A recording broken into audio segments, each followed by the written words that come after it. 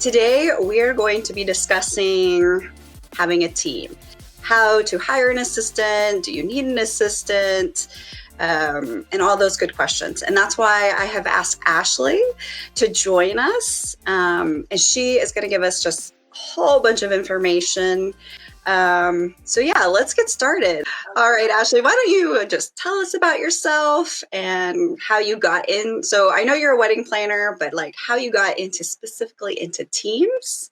Honestly, when I started my business, I wanted to do 20 to 25 weddings a year, stay at home with my kiddos when I had them. That was kind of the dream, but the world had other plans, the universe had other plans. From there, honestly, 6 months in, we hit that goal. And then, Dad sat down with me and said, we have to have a conversation about what does it really look like? What does success look like for you? And from there, I really realized what the ceiling was, if it was just going to be me, what my income ceiling was, what my time limitations were going to be. And I don't know about any of you, if you are first starting in your business, I had this silly idea that it was going to be so simple to do all the work and have the lifestyle that I wanted. But very quickly realized I was working 80-hour work weeks, and I was like, this wasn't exactly like what I thought. What do you need when you're thinking about building a team? What is it that we need to be looking forward to? Yeah, I think, the question we always get, how do I know if I'm ready for a team? Mm-hmm. Right? That's kind of the underlying feeling.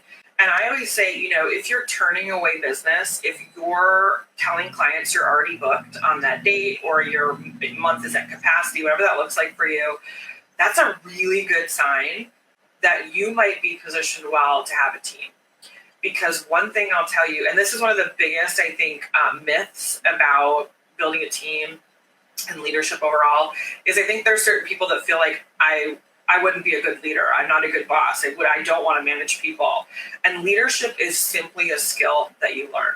Just like if you're a planner, you learn how to build a timeline. If you're a photographer, you learn how to take pictures, right? All of these things, you learn that over time. And leadership is absolutely a skill.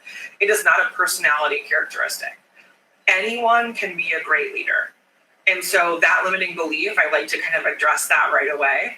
But I think when you are turning away business, the really exciting thing is that you've mastered marketing and sales. That's the hard part. For me, building a team leadership, that's just stuff we can learn how to do that. Marketing and sales, if you are having volume come through and you're having a turn away business, you've done, let's honor that good work you've already done. That's amazing. So then I think adopting this idea of I can learn how to be a great leader. I can learn how to create great team culture. I can learn the trust. I can learn how to write SOPs and some of the more granular stuff. We can learn all of that. And it's really that mindset shift of if you're telling clients, you're telling couples you're already booked, that might be a really good indicator that your business is getting to that level where a team could be a valuable asset. And so what is that kind of team? What would that look like? Having different associate planners or just any sort of mix there? The best thing about building your team is that it can look however you want it to. Just like your business can look, you can take on as many clients, you can create your packages, your offering, however you want and what best serves your vision. But you can have part-time 2-hour a month VA who's a contractor. You can have 2-hour a month VA that's an employee. You can have lead planners that are in doing the work for, doing the client facing work on your behalf. You can, have another, instead of serving 20 clients a year, you can serve 40 clients a year. And by adding 1 or 2 more people, you can scale it to have 40 crazy planners that also work for your company. It's such there's no ceiling, there's no limit. And it can really look however you want. And I think that's the beauty of this stage in being an entrepreneur. It can really look however you want. Most people, a lot of people, especially wedding pros, wedding planners, will, I think, bring on associates first. So they'll be doing client-facing work, just because it allows you to bring in more clients. So the revenue, right? The revenue generating tasks. So we're going to do that right away, which is great. And sometimes, I would recommend in that you actually bring on employees, especially depending upon what state you're in. So we can talk contractor versus employee if we want to. That's definitely a scary question for a lot of people that I love to bring clarity around. I always recommend, again, if they're doing client-facing work, especially given your state, that you just onboard them as an employee. Don't worry, employees it's not scary. It's not a whole bunch more money. There's some different costs associated, but once you know it, you know it. So you just take some time to learn. But that's what I'll say. A lot of companies will bring on associates that will help them with client volume. So you can just do more of the work, do more weddings. So that's what I see. I can kind of most often is that they'll bring on a couple extra people to help them with more couples. How would you go about kind of helping them along that track, like picking employee, employer, or even like interview questions or anything along those lines? Great question. So I'd say like newer planners, there's a couple different ways you can add team members. One, you can bring on someone else to help you do more weddings in a day. Great. You can also obviously help someone have you second assist you on the day of. The other thing you can do is a VA to help you offload some of the more admin tasks that are kind of just, you're sending all these same emails over and over and over. That doesn't have to be you. That could be somebody else. So I always think of like, what resource are you trying to gain? Are you trying to gain money? Are you trying to gain time, connections? Like, what are those things? And then we can orient how we build our team accordingly. So in that, situation, obviously a lot of planners will have a second set of hands on the day of. The great part for that is honestly pretty easy. Like second assistant work isn't really taxing. It's kind of like follow the lead of the lead planner. So I think this doesn't have to be a super vetted, competent planner that comes in with you. Usually that also means it's pretty cost effective. You can pay someone who isn't as experienced, which is great. And again, like where to find them, I think your network is a great place. Again, thinking about your own resources. Do you have a large Instagram following, email list, referral source from your clients, friends, family? And then there's obviously other platforms. I think when you get a little more sophisticated, you can go to actually LinkedIn is a great place to find talent. I was joking about that earlier. Like a lot of people don't think about LinkedIn, but it's really made for jobs. It's made to find great jobs. So that's a great place. They have free listings, they have paid listings. And it's honestly what we use almost exclusively at my planning company to find talent, whether that's second assist or lead planners or salaried team members. So that's a really great place to find talent as well. What is too much to ask for, or what is too much to ask for assistant? For example, I am looking definitely for a day of help, but I would also love help with clerical things or notes, etc. Yeah. So this is a scope of work question. And honestly, if you're transparent with your team member about what the scope of work is, you can ask them to do whatever your business needs. So again, as long as you set the expectation clearly with the other human working for your team and they're excited to do it, that's great. We've had assistants do our social media management or like interaction engagement. The one thing I talk about a little bit hesitantly about giving the task away is sales, because that is such a key, thing it's the lifeblood to our businesses. That position really has to be earned over time and proven that they're going to be successful in it before you kind of hand the keys to the kingdom over. Honestly, outside of that, there's people. So I'm 35, I think. I don't know. After like 30 years, like I don't know how old I am. Like TikTok is like not my thing. Like I don't understand it. I'm very confused by it. But then I have girls on my team that are like, no, I love me some TikTok. So like I'm like, cool, have fun. Like go do the thing you're great at. And for me, I'm like, what a win, because I don't have to learn TikTok and my team loves it. Like as long as they understand that that's part of their scope of work, I think you can really have team members do, whatever they're excited about and whatever your company needs. Would it also be the same pay for the same, like assisting on the day of is the same pay as? It doesn't have to be. It's cleaner that way. It's a little simpler. I am all about simplifying things. So, like for my team, from a wage perspective, yeah, that we've always just paid the same amount, but you can throw in like bonuses or commissions or different things like to incentivize them. Like for successful completion of the wedding, there's a whole bunch of different ways we can structure our compensation. The biggest thing is just to realize what you can afford. And that, that's just a kind of a 3-step process that we have where we teach you to kind of figure out affording a team. But really, it's like creating a budget, then thinking about any costs associated with onboarding, so training them, how do I get that? And then like the ongoing expenses, are they a revenue generating task that they're doing? So like is revenue coming in because they're gonna be working with clients, or are they simply just a cost? So there's different things like that. And, definitely we can go down that track if we want to. But again, our resource has a whole bunch of like affording a team information too. Yeah, that's great. Yeah. Okay, so moving from soulpreneur to entrepreneur, what's that? What does that look like?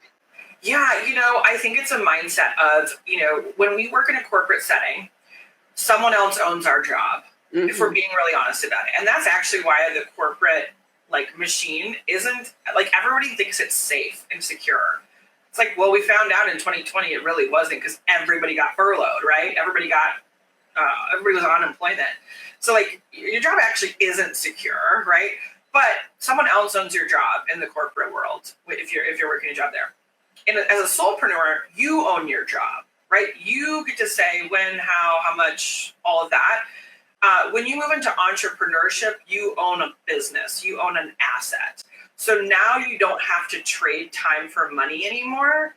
You're building wealth that way. So it's a different perspective. It's a different kind of thing. It's the next step, right?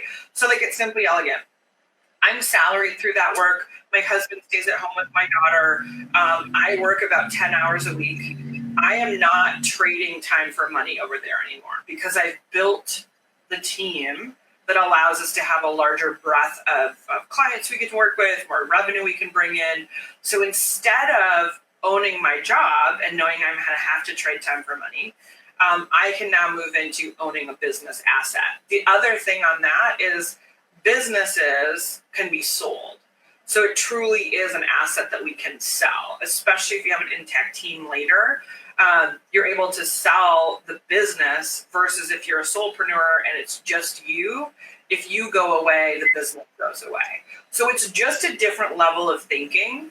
And again, I did not plan that was how my business was going to go when I first started, but very quickly I went, man, I have an opportunity here.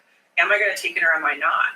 And that's where I think I got really excited. I was like, ooh, I'm going to open the store and see what's on the other side. So what are the more common mistakes of building a team? I've made all the mistakes, and I still have simply a thriving business with 9 locations and 40 team members. So mistakes don't equal that the business is done. It just means I learned that the hard way. And again, Valerie, I have to learn it 4 and 5 times. You'd think, Ash, the first time you had that pain point, and I'm like, no, I'm not, So one, I've made all the mistakes, and we're still good. So I want that to be an encouragement for people. One of the things I think there's a lot of confusion around is independent contractor versus employee. What does that look like? How does that show up in my business? A lot of people, because other people use contractors, they'll do it that way when actually still makes both of them wrong. Yes, the other person might be doing it, but little tiny bit of tough love of just because someone else is doing it doesn't mean that it's actually the way that it needs to be done for a mature, thriving business. And really the pitfall of it is if we misclassify, and there's a couple different ways you can kind of hit a wall. It's if a disgruntled team member comes back and goes to the department in your state and says, hey, I was actually an employee, not a contractor. That's kind of a red flag will get waved. But also because of all the last 2 years where the government just pumped money into small business owners, there's a lot more just audits that happen in general to businesses that don't have. It used to be that there has to be a red flag kind of wove by somebody. But now it's a little bit more, they're just watching small businesses differently. So you can get audited. What does that look like? So really, if you classify someone as a contractor, they're supposed to be an employee. It's really, and again, not to get too far into this because I'm happy to talk about this in more depth on a different session or something, Valerie, too. But independent contractor versus employee is kind of like a weighted system. So are you placing a heavy weight? As most of what your team member are doing look like a contractor, or does it look like an employee? So it's this balance. There's no black or white because they love to make things difficult for small business owners. So it's kind of like a weighted system. So if you are having contractors, you want to put a heavy weight on the items that, would prove they're a contractor, independent contractor agreement. You have to watch the amount you control of them. You want to make sure that there was someone with like the kindness of their heart that was like, well, I pay for liability insurance for my team members. And I was like, ooh, that's for sure. Although very nice and kind, like I get it, that's definitely going to weigh them in the employee side. So technically, actually, that's kind of the opposite of what we're trying to do. So there's different things like that. Again, if we want to use contractors, we just have to really be mindful of it. There's some states like California where they it's really hard to have a contractor. Just the employee side is way easier. But what happens if I call them a contractor, the state deems that they're actually an employee, the government says, no, they were supposed to be an employee. You will owe back taxes, which again, usually this comes as a surprise to a small business owner. You'll owe back taxes, potentially some penalties. And if you're paying any kind of lawyer to participate, there'll be legal fees. So this can stack up quickly. And again, if it's an expense you didn't know you'd have, it can be a really tough blow for a lot of small businesses. So for me, it's just knowledge for people to know. Again, it depends upon how long the person was a team member. If it was a 6-month contract, they work 12 hours, really you're not going to be out. It's just going to be back taxes, penalties. It's not going to be that hard. But if they've been doing it with you for years, they've been working a lot of hours, that's where it starts to get tricky. So it's just something to be mindful of. And again, there's ways to legally kind of protect yourself and be I think a mature business owner that understands when you're bringing on a team, there's some level of responsibility where we just learn those things. Mm-hmm. But once you learn them and you know them, you're good. What kind of contract should we have someone sign? Yes, this is a great question. Depends on the type of worker they will be. So an independent contractor would sign an independent contractor agreement, and an employee would sign an employee agreement. So there's a couple different things I can run through, some clauses as well that can be helpful within that. So independent contractor, you might want to have a non-solicit. So this just means hey, you can't take my clients, you can't take my vendor connections, you can't take my team members. That one's actually a good one for me. Non-solicit, just to make sure if one person leaves, they don't bring a whole bunch of people with them. So that's one. And if an employee leaves your team, that their book of business doesn't go with them, that they're actually a client of ours. So non-solicit's a good one. Intellectual property, just making sure that you're protecting that. Let's see, non-disclosure agreements, if you're talking about certain things, there's resources I have at Simply Elegant that are unique to us, or that we're building that we want our team to know about, but we just want that to be protected. There's lots of great ways that you can build those into your contracts. One of the things to be really mindful of, there's something also called a non-compete. I was just going to mention that. Yeah. So that one, if you have a contractor, you cannot have a non-compete because it goes against the nature of what a contractor is. A contractor is really like a plumber or a roofer. They come in, they have their area of expertise. I hire them to fix the thing, and then they go do that for a whole bunch of other people. That's the nature of a contractor. So we can't, if for example, if you had a contract that said, hey, there's a non-compete clause, that would weigh very heavily, almost undoing everything else, that they would be an employee. Also with non-competes, some states honor those and some states don't. There's certain states that are employer friendly, a lot more are more employee friendly. So you just have to kind of be aware of that. But non-competes would just mean hey, after a certain amount of time, then you can go work within the same umbrella for another planning company or whatever. But so non-competes are a way that you can kind of protect some of your, because you're spending all this money and this time to train people, and you don't want them to go create their own business. But again, as a contractor, they should have their own business. So that's where, again, non-competes would work. So Yeah, that's a couple like legal contracty things. Again, independent contractors should just have an independent contractor agreement that would have like the payment structure, what's included in the scope of work, everything like that. Most people have probably signed those. Those are anything like a lawyer, a CPA, an accountant, brand, a graphic designer, like everybody has those. And then an employee agreement is just a different document that outlines some policies and things for your company. Yeah. Do you have any resources on how to get government grants for small business owners? Ooh, great question. Amanda, it depends on the state that you're in, and it depends on your business structure. What are some action plans that our aspiring wedding planners can do today to kind of like set themselves up to be a team, or kind of getting that first assistant to help them with that wedding, that next wedding? Yeah, I would say two things. We want to get our mind around the opportunity and not the potential fears. So really moving yourself into what could my business look like with a team? And again, that's, we have a bunch of different ways we can do that, but like the one I think is most exciting is thinking about projected revenue. If you bring somebody on, what does that look like? So I would say kind of orienting yourself. We're the abundance group. We want abundance mindset. Like there's so much out there. There's so much opportunity. There's so many connections. There's so many great things that your mind can't even conceive it. Like the thing that you're worried about is one small thing, and there's 50 other things behind it that like can squash that worry. And again, you never know what doors are going to open. So we're really, I think a lot of people moving into that abundance mindset when it comes to what a team could look like for you, focusing on the opportunity and not on the fear behind it or the unknown behind it. But the second thing I always think about is, what would my life look like if I could bring a team on? If that to you right now looks like a VA, what tasks could you give to them to do? And what would that allow you to do in your business or in your personal life?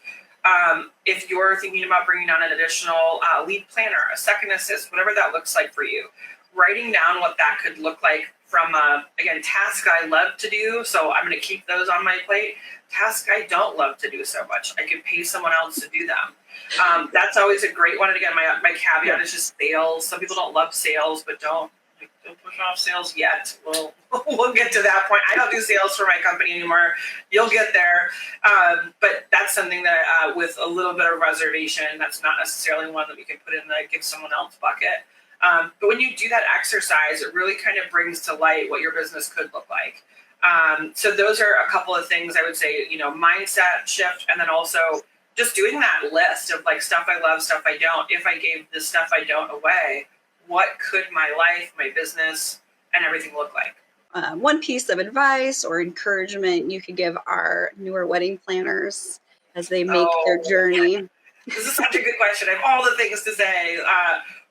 Honestly, for me, I think the biggest aha is you decide when your business is done. You decide when you're done, when your business has failed. Outside of that, you will absolutely make your business successful because you just keep getting up, you keep trying. And I think there's this fear, this worry of like, what if I don't make it? What if the business doesn't work? You are the only person that decides when and if that ever happens. It is 100% in your control, and you will be able to make your business successful. Period. And that's the thing I would love to speak over so many planners, because there is all these unknowns, but 100% of the time up until now, you've figured it out. Those are pretty good odds moving forward. Mm-hmm. And that's what I love. I love that mindset shift of like, oh, I get to make the decision when I'm done. Everything else is just the learning moment. Everything else is just something I'm building and growing. And I love this idea of, if you look back at every client issue, every sale, every website tech glitch, whatever it is, every hurdle, every conflict, or everything you've ever had to get through, you have solved it, and you're on the other side. and that will continue until you decide to be done. So your business will absolutely be successful. The end of the story is that you have what you want. Now it's just putting the time to get there. That's what I would love for all my business owners to know.